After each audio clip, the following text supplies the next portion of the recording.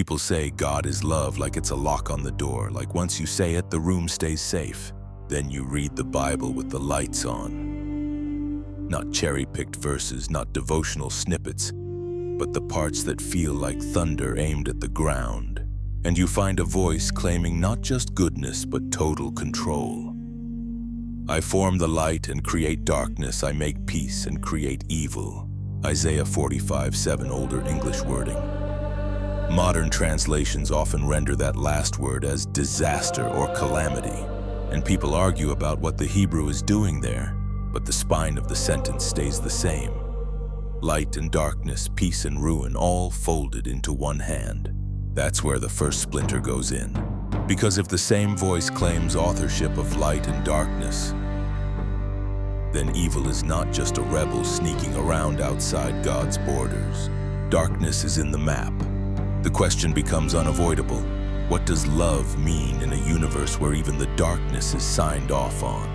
And then comes the second splinter. It's not subtle, it's not poetic, it's identity. For you shall worship no other God, for the Lord, whose name is jealous, is a jealous God. Exodus 34:14. Not God gets jealous, not God feels jealous sometimes, whose name is jealous. A perfect being with no competition shouldn't need envy. Jealousy in ordinary moral language is a flaw, a sin, a shadow emotion rooted in insecurity. But here it's worn like a crown, and the Bible doesn't leave it there. It reinforces it in multiple places, like it's trying to make sure no one edits it out. The Lord your God is a consuming fire, a jealous God. Deuteronomy 4:24. The Lord is a jealous and avenging God, avenging and wrathful, keeps wrath for his enemies. Nahum 1:2. Jealous, avenging, wrathful, keeping wrath, reserving it like fuel. And then the claim widens again into something that sounds less like shepherd language and more like absolute monarchy. I kill and I make alive, I wound and I heal. Neither is there any that can deliver out of my hand. Deuteronomy 32:39. At this point, the tension isn't a nitpick, it's structural. If God is perfect love, why does the Bible sometimes describe God like a consuming fire, a jealous ruler, an avenger storing wrath? Believers answer this in different ways. Some say jealous here means zeal for exclusive covenant loyalty, not petty envy. That God's jealousy is like a spouse refusing betrayal, not a person resenting someone else's success. That explanation can lower the temperature, but it doesn't remove the heat. Because in the text, this jealousy is paired with threat, punishment, and sometimes generational consequences. It comes wrapped in warnings and judgments. And even if someone says it's justified, another question still stands upright in the middle of the room. Why does a perfect being need to be described with the same emotional vocabulary humans are warned not to live by? That's where some minds drift toward a forbidden hallway. Not because they want to be edgy, but because they want the moral math to stop breaking. The Gnostic hallway. Gnosticism is not one single religion. It's a cluster of movements and myths from the early centuries of Christianity, often emphasizing hidden knowledge, spiritual awakening, and a sharp contrast between the highest divine reality and the flawed material world. And in many Gnostic myths, there's a split that changes everything. A highest God beyond the world, pure light, and a lesser creator ruler, the Demiurge, who fashions the material order and governs it through power, law, punishment, fear. Britannica even notes that Gnostic myths address the problem of biblical passages where very human qualities like jealousy or anger are ascribed to the Creator. In other words, the same discomfort modern readers feel is not new. People were wrestling with it long ago, and some of them answered by saying, maybe the jealous, wrathful ruler is not the ultimate God at all. And then you meet a name, Yaldabaoth.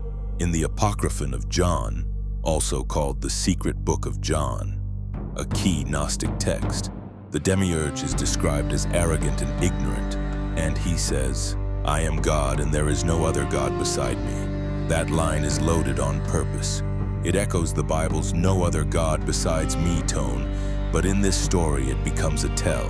not proof of divinity, but proof of delusion. And in some versions, it gets sharper, darker, and almost mockingly familiar. I am a jealous God, and there is no other God beside me. Jealous, exclusivist, threatening, demanding worship, claiming singular authority. That's the overlap that makes people sit up. The Bible, whose name is jealous. The Gnostic Demiurge, I am a jealous God. So the question becomes less academic and more like a horror story written in theology ink. What if the greatest trick evil ever played wasn't convincing people he didn't exist? What if the trick was convincing people they were worshiping God, while they were worshiping a counterfeit? Not a devil with horns, something more believable than that. Something with structure, something with law, something with ritual, something with a throne, a ruler of this world that turns fear into devotion. And that connects to another uncomfortable point, guilt. Because guilt can be holy medicine when it points to real harm and leads to repair. But guilt can also be a leash, a permanent internal courtroom, a state of being constantly wrong by default. And here's where the think piece gets personal. Because everyone knows the feeling of being punished for something they didn't choose. A time and place you were born into, a mind you didn't design, a nervous system that reacts before you decide. A world where good and evil exist long before you understand either. The Bible contains lines that, at face value, sound like even the hard things originate from the Most High. Is it not from the mouth of the Most High that both calamities and good things come? Lamentations 3:38. So how does love fit inside a system where suffering is not merely allowed, but somehow included in the frame of divine command? And how does punishment fit into a world where humans are told to choose good while living inside a reality they didn't author, a moral battlefield they didn't request, and a psychology full of impulses that rise before thought? If the darkness is part of God's realm, part of what God creates or commands, what does it mean to punish creatures for bleeding in it? This is exactly the crack the Gnostic story pushes its finger into.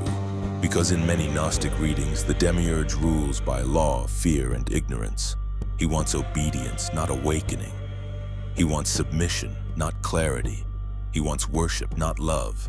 So the Gnostic question becomes, what if Jesus came not primarily to patch people up inside the old system, but to expose the system, not be good so you don't get punished, but wake up and see what you're in? And if that idea sounds extreme, notice how the New Testament sometimes frames evil not just as a personal temptation, but as a ruler-like force, the ruler of this world language that later thinkers could easily interpret through a cosmic lens. Even if someone rejects Gnosticism, the raw question still sits there. Is the God being described in wrath and jealousy passages the same as the God being described as light and love? Or is God sometimes a title used by more than one voice in human interpretation? Now, historically, there's an important boundary line. The Bible is older than these Gnostic texts. The Gnostic move is not that Exodus secretly meant Yaldabaoth. The move is that later readers looked at passages where the Creator is described with human anger and jealousy and said, that doesn't sound like ultimate goodness, so we interpret the Creator as inferior. Britannica describes exactly this kind of interpretive pressure. So the connection isn't a hidden code, it's a debate, a rereading, a rebellion in interpretation. And debates like that always reveal something about the human soul. People can tolerate mystery, but they struggle to worship a moral contradiction. Because the scariest possibility isn't God is strict. The scariest possibility is this. What if humans have learned to confuse power with goodness? Power can flood a world. Power can burn cities. Power can threaten, punish, and still demand the title holy. But love doesn't need threats to be believed. Love doesn't need jealousy to protect itself. Love doesn't need fear as its primary tool. So the think piece doesn't need to end with therefore it's the Demiurge that turns a question into a certainty. And certainty is often just a new cage. It can end with something harder and more honest, the unresolved weight. If a being demands worship under threat, calls itself jealous, reserves wrath, claims authorship of darkness, and punishes the confused for being confused, is that perfect love? Or is that control wearing God's name like a mask? And if Jesus is light, the most dangerous part of the message might not be comfort. It might be discernment. The ability to tell the difference between a God who liberates and a ruler who controls. Maybe the real spiritual battle isn't, do you believe in God? Maybe it's which picture rises in your mind when you say the word. The God of light, whose love doesn't coerce. Or the jealous ruler, whose system runs on guilt and fear. And if the greatest trick was ever pulled, it wouldn't look like a devil in a cape. It would look like a throne, a scripture, a system, and millions of people calling it love because fear learned how to speak in holy language. That's the thought that lingers, not as a final answer, as a lens that changes what you notice. Because once you've seen jealousy described as divine, once you've heard wrath spoken like a virtue, once you've read a creator claiming both peace and disaster, it becomes difficult to go back to the nightlight version. And maybe that's the point of the think piece, not to destroy faith, but to destroy pretending. To say the quiet part out loud, if love is real, it should be definable without fear. If God is perfect, that perfection should not need jealousy. And if people are punished for darkness, someone has to explain why the darkness was there in the first place. Then the room goes silent and the question does what it always does. It keeps pacing.